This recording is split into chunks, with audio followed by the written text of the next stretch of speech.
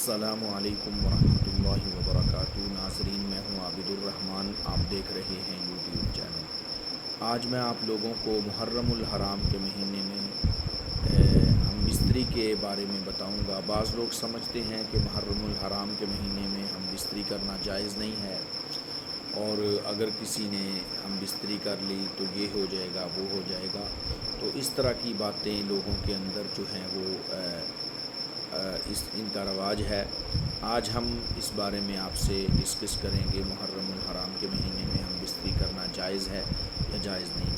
دیکھیں، بعض لوگ کہتے ہیں کہ محرم الحرام کے جو دن ہیں یہ سوگ کے دن ہیں، تو سوگ کے دنوں کے اندر ہم بستری جائز نہیں ہے۔ حالانکہ ایسی بات نہیں ہے۔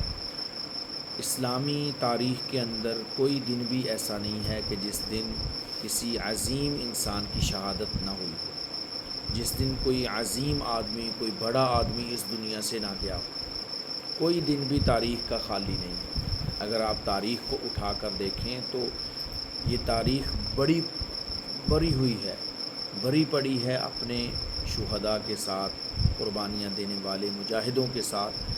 اس تاریخ کا ایک ایک دن جو ہے وہ شہداء سے بھرا ہوا ہے، لیکن کسی خاص شخصیت کے ساتھ اس کو خاص کر دینا کہ فلاں شخصیت اگر اس دن دنیا سے گئی ہے تو اس دن جو ہے وہ سوگ منایا جائے گا، یا اس دن جو ہے یہ کام ناجائز ہے، اس دن یہ کام جو ہے اس کے اندر نحوست ہوگی، بے برکتی ہوگی۔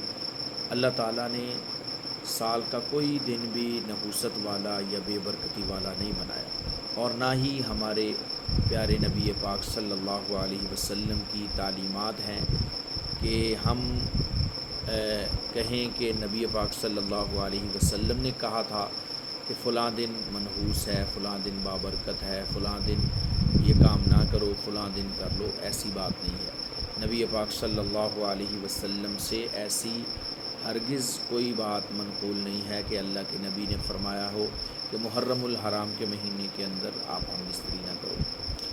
اسی طریقے سے بعض لوگ محرم الحرام کے مہینے میں شادیاں کرتے ہیں، اور بعض جو ہیں وہ شادیاں نہیں کرتے۔ بعض کہتے ہیں کہ شادی کرنا ان سوگ کے دنوں میں محرم الحرام میں جائز نہیں ہے۔ اس کی بھی کوئی حقیقت نہیں ہے۔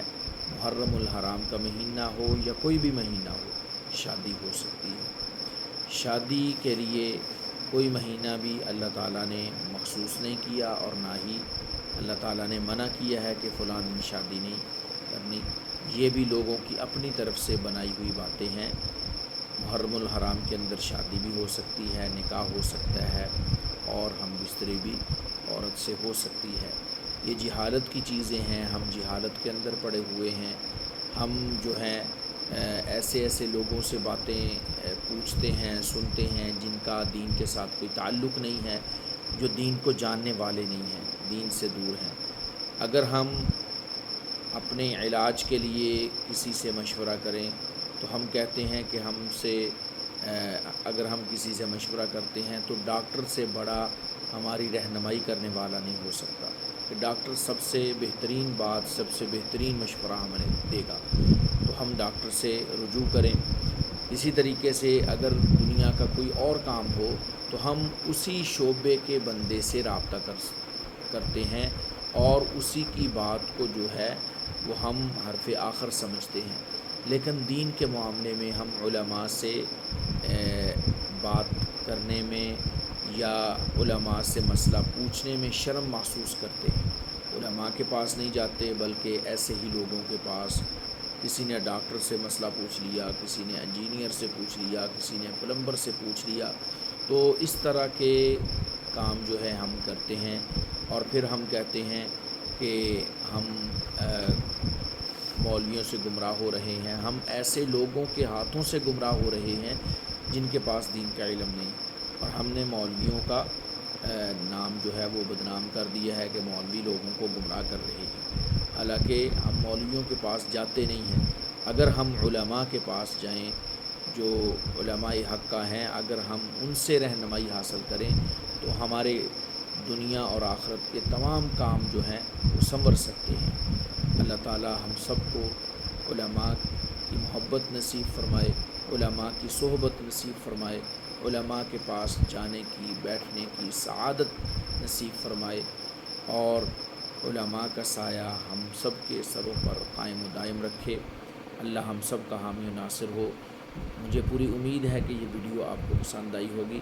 اگر آپ کو یہ ویڈیو پسند آئی ہے تو آپ اس ویڈیو کو لائک بھی کر دیں، شیئر بھی کر دیں صدقہ جاریہ سمجھ کر، اور اس چینل کو سبسکرائب کر دیں۔ انشاءاللہ آپ کو اس چینل پر آپ کے مسائل کے متعلق اور اسی طرح خوابوں کی تعبیر کے متعلق اور دوسری ویڈیوز بھی ملتی رہیں گی دین کے متعلق۔ تو اس چینل کو آپ جو ہے روزانہ دیکھتے رہیے، انشاءاللہ آپ کی سنت کے مطابق، دین کے مطابق رہنمائی کی جائے گی۔ مجھے اپنے خصوصی دعاؤں کے اندر یاد رکھیں۔ اللہ حافظ۔